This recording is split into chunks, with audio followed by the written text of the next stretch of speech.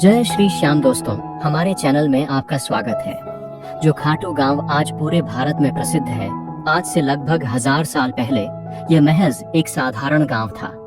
यहाँ के लोग खेती बाड़ी करते, अपने मवेशी चराते और जिंदगी की सामान्य दिनचर्या में व्यस्त रहते थे।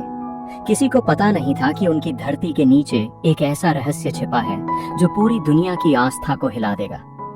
गांव में रहने वाला एक सामान्य किसान किशन लाल था। उसके पास एक सफेद गाय थी जिसका नाम धोलरी था। धोलरी अच्छे दूध के लिए पूरे गांव में प्रसिद्ध थी। किशन लाल हर सुबह उसे चराने के लिए गांव के बाहरी हिस्से में ले जाता था। लेकिन कुछ दिनों से एक अजीब बात हो रही थी। जब भी धोलरी खेत के एक खास हिस्से में पहुंचती, वह अचानक रुक जाती और उसके थनों से अपने आप दूध बहने लगता। यह केवल उसी जगह होता था, एक छोटे से टीले के पास, जहां सफेद बालू पत्थर बिखरे पड़े थे। पहले तो किशन लाल ने सोचा कि शायद गाय बीमार है। उसने गांव के पशु चिकित्सक को दिखाया, लेकिन धोलरी बिल्कुल स्वस्थ थी। फिर भी वही घटना रोज होती रहती। जब यह बात गांव में फैली तो लोग तरह तरह की बातें करने लगे।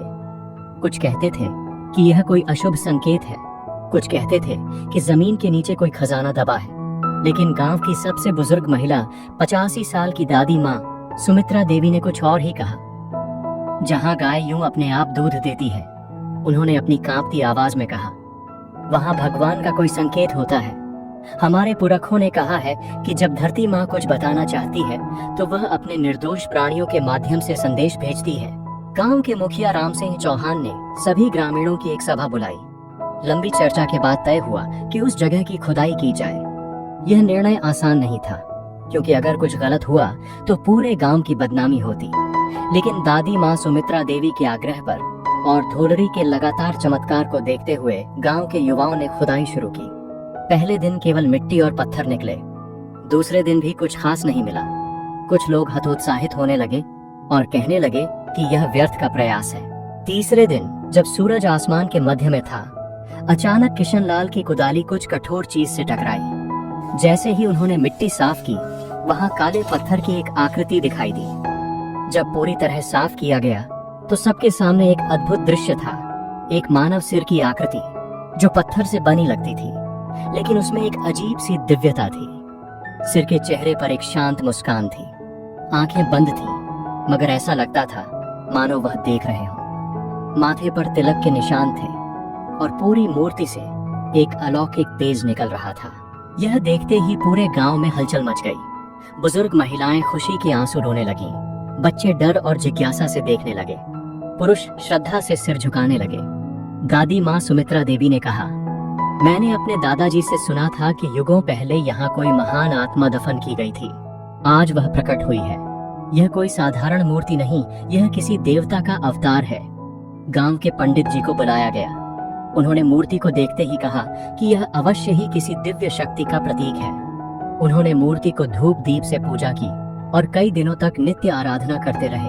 7वें दिन की रात खाटू के तत्कालीन राजा रूप सिंह चौहान को एक स्वप्न आया। स्वप्न में एक तेजस्वी पुरुष ने उनसे कहा, राजन, मैं हूँ बर्बरीक, जिसे लोग अब श्याम के नाम से जानेंगे।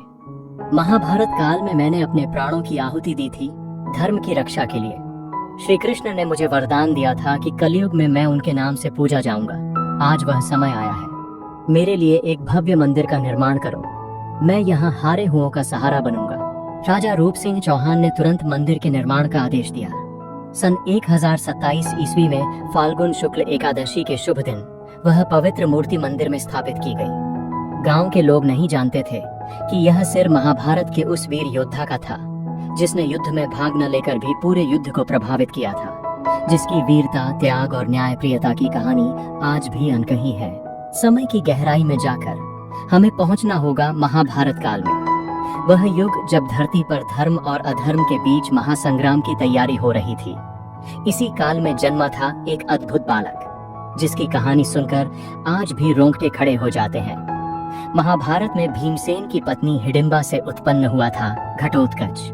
राक्षस और मानव के संयोग से बना यह योद्धा अपनी माया और शक्ति के लिए प्रसिद्ध था।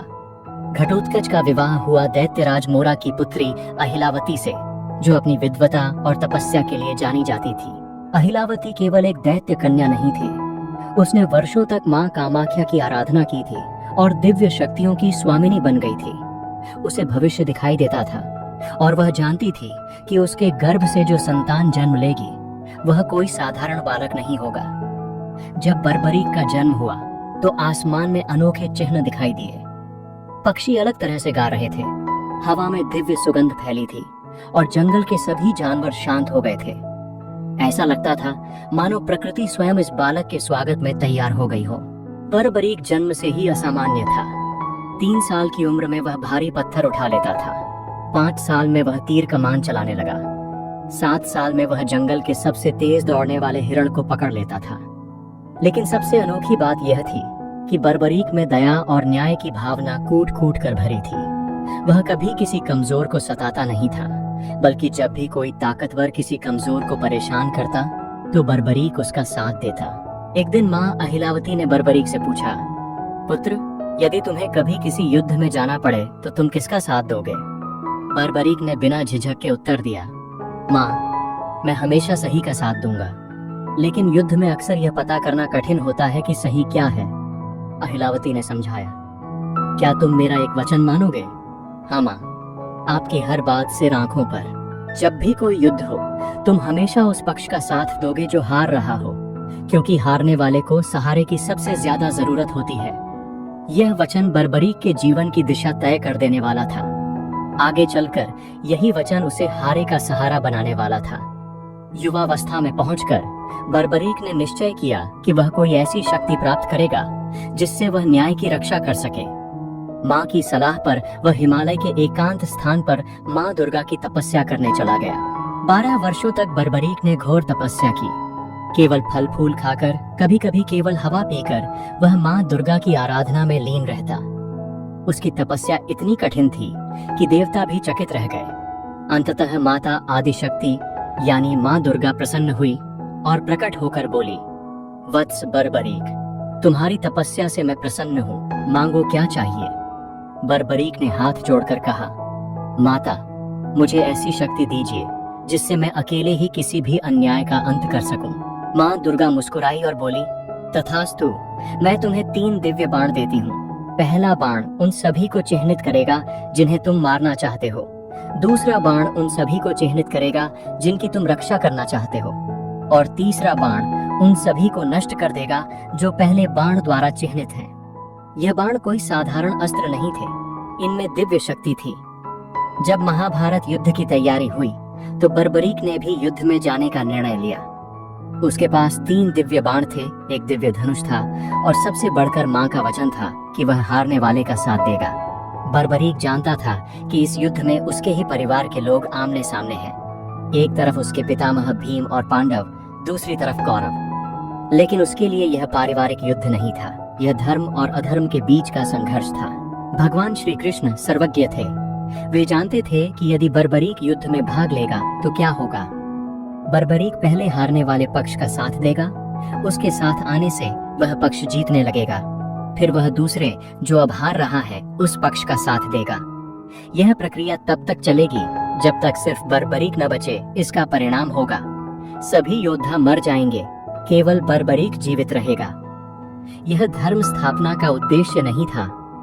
श्री कृष्ण ने एक वृद्ध ब्राह्मण का रूप धारण किया और बर्बरीक के मार्ग में प्रकट हुए। वत्स, कहाँ जा रहे हो? उन्होंने पूछा।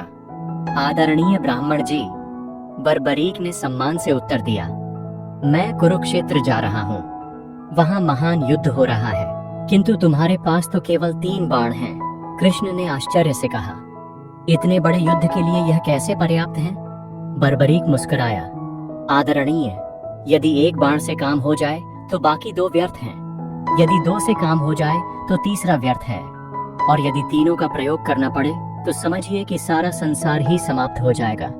श्री कृष्ण ने बर्बरीक की शक्ति की परीक्षा लेने के लिए कहा, यदि तुम इतने महान धनुर्धर हो तो इस पीपल के वृक्ष के सभी पत्तों को एक साथ भेद कर दिखाओ। बर्बरीक ने आंखें बंद करके ध्यान लगाया। उसने पहला बाण छोड़ा। बाण ने तुरंत पेड़ के हर पत्ते को चिह्नित कर दिया और फिर श्री कृष्ण के पैर के चारों ओर मंडराने लगा। यह बाण मेरे पैर के चारों ओर क्यों घूम रहा है? श्री कृष्ण ने पूछा। क्योंकि आपके पैर के नीचे एक पत्ता है जिसे मैंने देखा नहीं था, बर्बरीक ने कहा। कृपया पैर हटाइए, नहीं तो बाण आपके पैर को भी भेद देगा। श्री कृष्ण चकित रह गए। उन्होंने वास्तव में एक पत्ता पैर के नीचे दबा रखा था। जैसे ही उन्होंने पैर हटाया, बाण ने उस पत्ते को भी भेद दिया। अब श्री कृष्ण समझ गए कि बर्बरीक की शक्ति वास्तव में असीमित है। उन्होंने कहा, वीर बर्बरीक, युद्ध से पहले महान योद्धा को दान करना आवश्यक है। क्या तुम अपना शीश दान करोगे? बर्बरीक ने संदेह से पूछा। कोई साधारण ब्राह्मण इतना बड़ा दान नहीं मांग सकता। आप कौन हैं? तब श्री कृष्ण ने अपना दिव्य रूप प्रकट किया। चारों ओर तेज फैल गया। आकाश में शंख की ध्वनि गूंजी और देवता पुष्प बरसाने लगे। प्रभु, बर्बरीक ने भक्ति से सिर झुकाया। आपकी आज्ञा शिरोधार्य है, लेकिन एक अंतिम इच्छा है। कहो वत्स। मैं यह महान युद्ध देखना चाहता हूँ। श्री कृष्ण ने बर्बरीक को वरदान दिया, तुम्हारा शीश एक पहाड़ी पर रखा जाएगा, जहाँ से तुम पूरा युद्ध देख सकोगे, और कलयुग में तुम मेरे ही नाम श्याम से पूजे जाओगे। तुम्हारी शक्ति, तुम्हारा त्याग और तुम्हारी न्यायप्रियता हमेशा के लिए अमर हो जाएगी। बर्बरीक ने प्रसन्नता पूर्वक अपना शीश काटकर श्री कृष्ण को समर्पित कर दिया। श्री कृष्ण ने उस शीश को अमृत से सींचा और उसे एक पहाड़ी पर स्थापित कर दिया। पूरे 18 दिन का युद्ध बर्बरीक के शीश ने देखा। युद्ध के अंत में जब युधिष्ठिर ने पूछा कि युद्ध में सबसे महान योद्धा कौन था, तो बर्बरीक के शीश ने उत्तर दिया, मुझे युद्ध में केवल भगवान श्री कृष्ण का सुदर्शन चक्र ही घूमता दिखाई दिया, जो शत्रु सेना का वध कर रहा था। उनके अपने शब्दों में, वे युद्ध में किसी भी योद्धा को लड़ते हुए नहीं देख रहे थे, बल्कि केवल श्री कृष्ण के सुदर्शन चक्र को ही सभी की गर्दन काटते हुए देख रहे थे। बर्बरीक का शीश युद्ध के बाद अंतर्धान हो गया। श्री कृष्ण का वरदान था कि वह कलयुग में पुनः प्रकट होगा। सदियां बीती, युग बदले, लेकिन वह महान आत्मा धरती के गर्भ में छुपी रही, जब तक कि खाटू गांव में एक गाय के चमत्कार ने उसे पुनः प्रकाश में नहीं लाया। खाटू गांव में बर्बरीक के शीश की खोज के बाद जो घटनाएं हुई, वे न केवल आश्चर्यजनक थीं, बल्कि इतनी रहस्यमय थीं कि आज भी वैज्ञानिक इनकी व्याख्या नहीं कर सकते। राजा रूप सिंह चौहान का स्वप्न केवल एक सामान्य सपना नहीं था। जब उन्होंने आंखें खोली तो उनके माथे पर तिलक का निशान था, बिल्कुल वैसा ही जैसा उस दिव्य पुरुष के माथे पर था जिसने स्वप्न में दर्शन दिए थे। यह देखकर रानी नर्मदा कंवर भी चकित रह गई। अगली सुबह राजा ने पूरे राज्य में घोषणा करवाई कि खाटू में एक भव्य मंदिर का निर्माण होगा, लेकिन यह कोई साधारण मंदिर नहीं होगा। यह कलयुग के सबसे महान संरक्षक का धाम होगा। मंदिर के निर्माण में कई अलौकिक घटनाएं हुई। जब शिल्पकार पत्थर काटने आए तो उन्होंने देखा कि कुछ पत्थर अपने आप एक खास आकार में कट जाते थे। मकराना संगमरमर के जो टुकड़े लाए गए थे, उनमें से कुछ पर प्राकृतिक रूप से श्री कृष्ण के चिन्ह बने हुए थे। सबसे आश्चर्यजनक बात यह थी कि जहाँ शीश मिला था, वहीं पास में एक कुंड अपने आप बन गया था। यह कुंड रातों रात बना था और इसमें निरंतर मीठा पानी भरा रहता था, बिना किसी दिखाई देने वाले जल स्रोत के। यह कुंड कभी सूखता नहीं, चाहे कितना भी भयानक अकाल हो। इसका पानी हमेशा मीठा और ठंडा रहता है।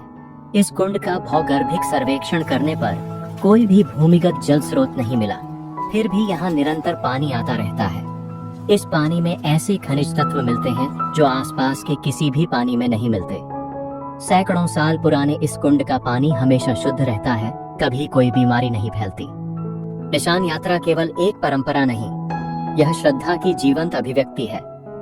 यह यात्रा रीनगस से शुरू होकर खाटू तक 18 किलोमीटर की है, लेकिन इसमें छुपी है हजारों किलोमीटर की आंतरिक यात्रा।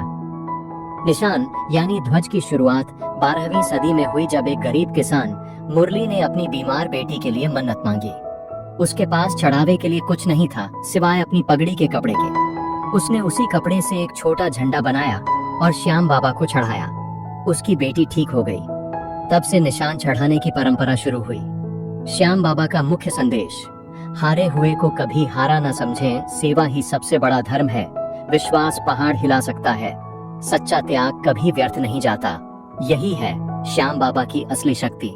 वे हर युग में, हर काल में, हर परिस्थिति में हारे का सहारा बनते हैं। दोस्तों, अगर आपको ये वीडियो अच्छी लगी हो तो एक छोटा सा लाइक जरूर करें, और हमारे चैनल को अब तक सब्सक्राइब नहीं किया है तो आज ही कर लें, ताकि हर नए चमत्कार से आप जुड़े रहें। और कमेंट में जय श्री श्याम लिखकर जरूर जाएं।